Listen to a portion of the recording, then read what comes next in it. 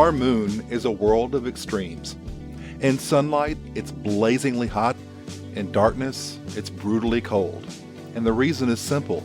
It has no atmosphere to manage heat. The Earth does, but not in the way it's often described. We're told greenhouse gases act like a blanket, trapping heat. The image isn't exactly wrong, but it's incomplete. The real story is about motion, energy, and a few special molecules that know how to grab heat and hold on to it, just long enough to make it matter. Today, we're going to take apart what the greenhouse gases actually are, why some gases affect temperatures more than others, and how tiny changes in the atmosphere can have big consequences.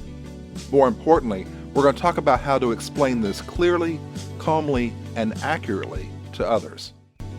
Welcome to the podcast. I'm Dr. Mack, and this is the Climate Translation.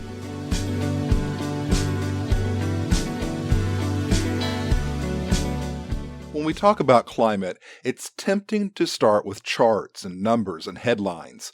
But the simplest place is to start with the moon. Our moon is a world of extremes. In direct sunlight, surface temperatures can soar to above 250 degrees Fahrenheit. Step into the shadows, the temperatures plunge to minus 300. Same rock, same sunlight. The difference is simple and absolute. The moon has no atmosphere to manage heat. Without an atmosphere, energy comes in fast, and it leaves just as fast. There's nothing to slow it down. There's no moderation, no memory. Earth, by contrast, is not just warmer, it's stable. And that stability is not accidental. A lot of people are taught that the Earth is habitable because we're the right distance from the sun. And that's true, as far as it goes. But distance alone doesn't explain why the Earth stays within such a narrow temperature range for such a long period of time. The deeper story is about balance. Climate is fundamentally about energy. Sunlight comes in, heat goes out. And what happens in between determines whether a planet is frozen, boiling, or livable. Earth's atmosphere acts as a manager of that heat flow, not by blocking it and not by trapping it forever, but by slowing things down just enough to matter. Incoming sunlight passes through the atmosphere easily and warms the surface. That surface tries to release the energy back into space as heat. Certain gases in the atmosphere interfere with that exit. They don't stop it, they delay it. And the delay is the most important part. This is where the idea of a planetary thermostat becomes useful, as long as we're careful about it. A thermostat doesn't create heat. It doesn't destroy heat. It isn't intelligent. It just responds. It helps keep a system within a workable range. Earth's climate system does something similar, not because it's designed to, but because the physics of gases and energy make it behave that way. Too little heat retention, and a planet swings wildly between extremes. Too much, and the heat builds faster than it can escape. This is where comparisons like Mars, Earth, and Venus help. Mars has an atmosphere, but it's very thin. Too thin to hold on to much heat. Energy comes in, but it escapes almost immediately.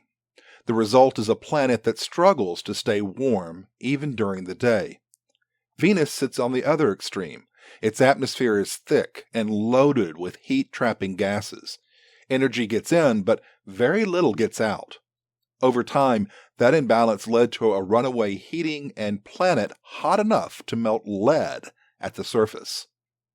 Earth lives in the narrow middle, not because it's lucky, but because its atmosphere allows just enough energy to linger before moving on.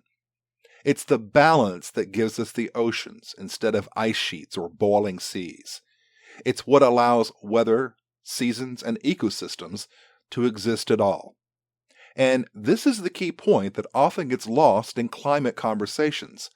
Greenhouse gases are not a flaw in the system. They are the system. Without them, Earth would look like the Moon or Mars. But like with any balancing system, small shifts matter. The real question isn't whether greenhouse gases are good or bad. The question is what gases they are, why they matter, and what happens when we change the concentration, even by just a little bit. People are surprised to learn that nearly 99% of the Earth's atmosphere is made up of just two gases, nitrogen and oxygen. Nitrogen makes up 78%, oxygen 21%. Together, they dominate the sky above us.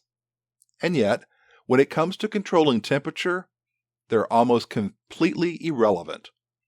Nitrogen and oxygen are great at letting energy pass through them, but they're terrible at interacting with heat. Sunlight comes in, heat tries to leave, and those molecules, they barely notice. They don't grab energy, they don't hold on to it, they just let it go. The real work is done by a small group of gases that make up less than 1% of the atmosphere. These are the greenhouse gases, things like water vapor, carbon dioxide, methane, and a few other ones.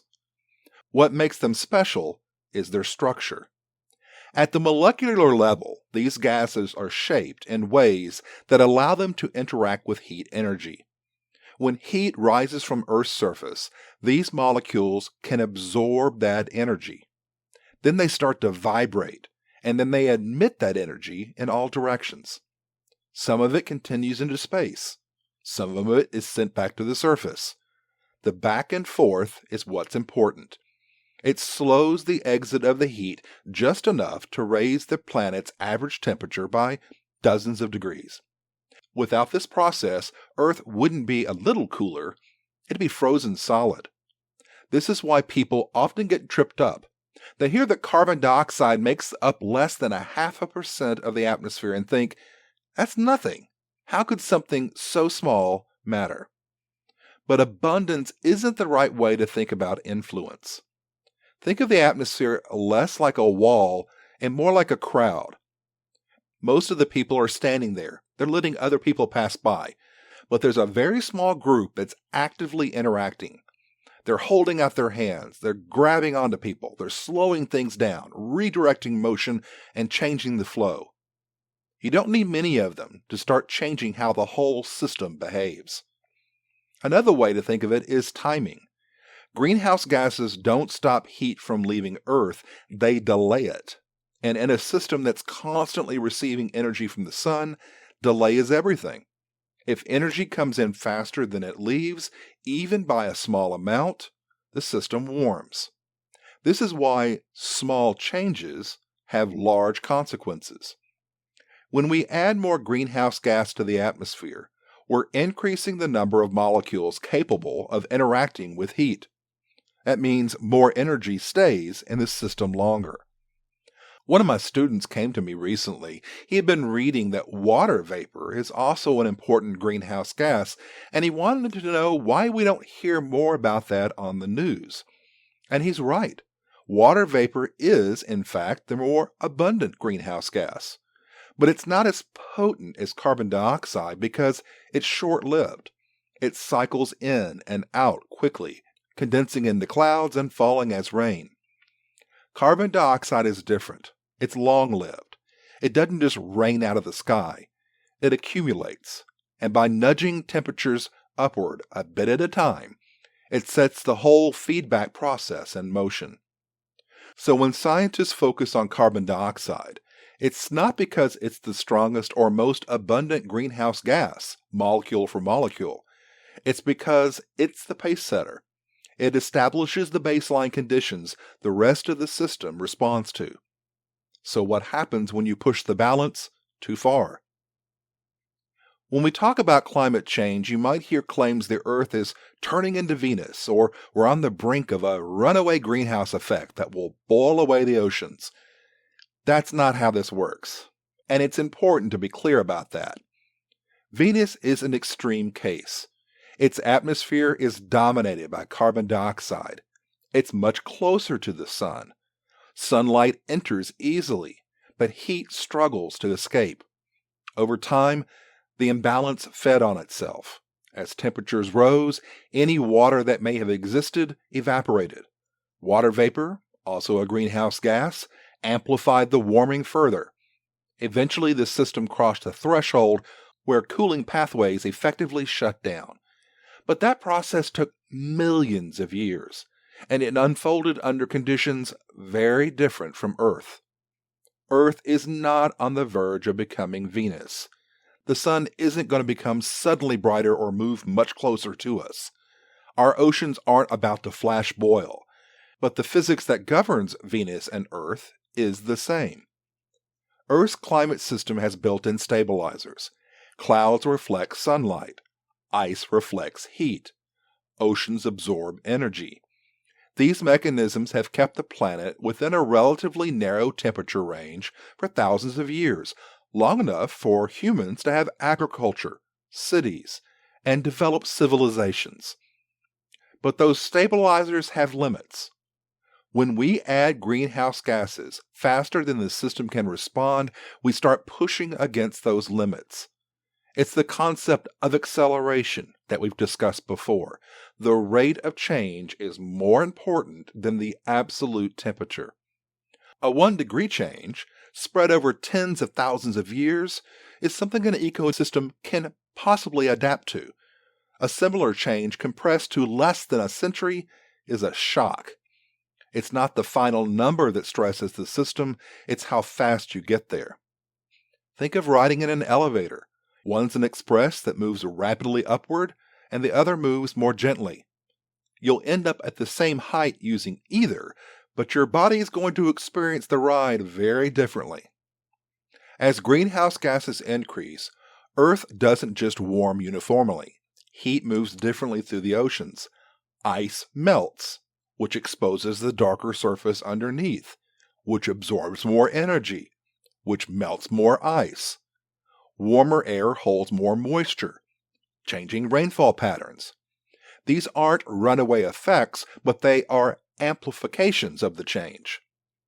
This is why scientists talk about feedbacks, not as doomsday triggers, but as multipliers. Small nudges become larger responses when multiple systems interact. The danger isn't that the Earth is suddenly going to become uninhabitable. The danger is the conditions we build our societies around, the stable coastlines, the predictable seasons, the reliable water supplies. They're going to begin to slide out of range. So when we talk about greenhouse gases becoming too much of a good thing, we're not talking about flipping a planetary kill switch. We're talking about pushing a finely tuned system past the conditions it evolved under. Now, these concepts are complex. It's easy to confuse the facts and misunderstand the connections. You see it on the TV all the time.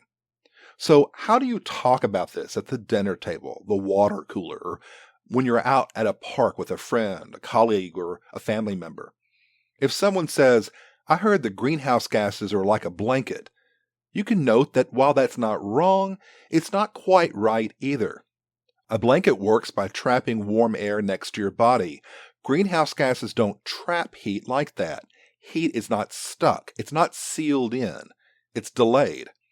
A better way to think of it is like a revolving door. People can still leave the building. People can still go into the building. But if you add more people to the revolving door, everyone moves more slowly. Heat can still escape the Earth. It just takes longer to get out. And when the energy comes in from the sun faster than it leaves, the system warms. Another thing I've heard in the classroom and on television is carbon dioxide is plant food. More CO2 is great for plants. What's the problem?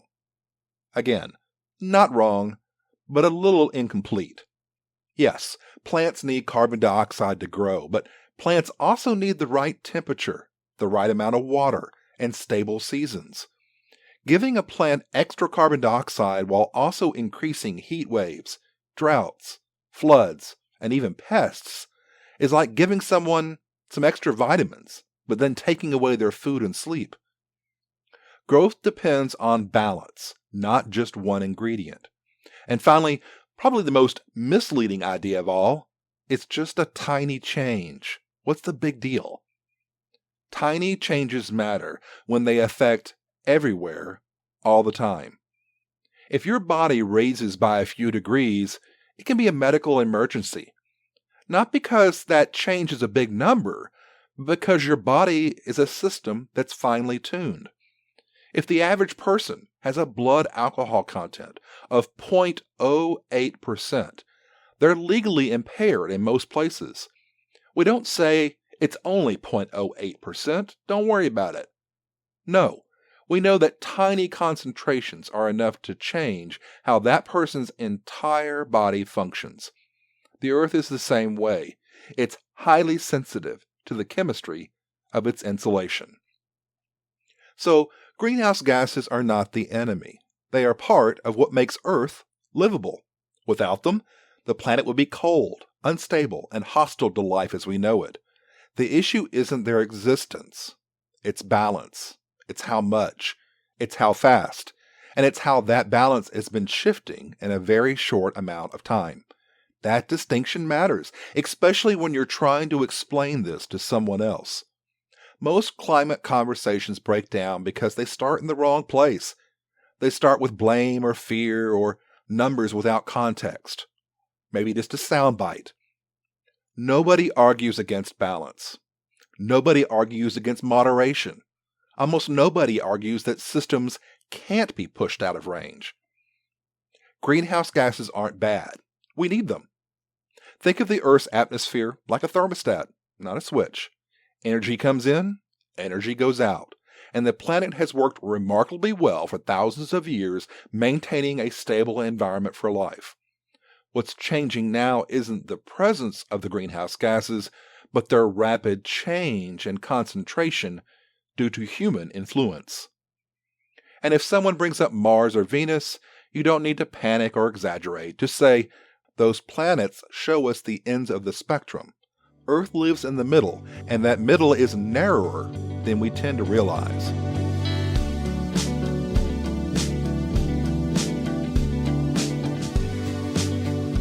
The greenhouse effect is a natural miracle that makes life possible. Without it, we'd be living on a planet of frozen and scorched extremes like the moon. But by increasing the levels of carbon dioxide and other chemicals, even by small amounts, we're limiting the ability of our planet to regulate itself. Or turning up the thermostat on a house that doesn't have a built-in air conditioner.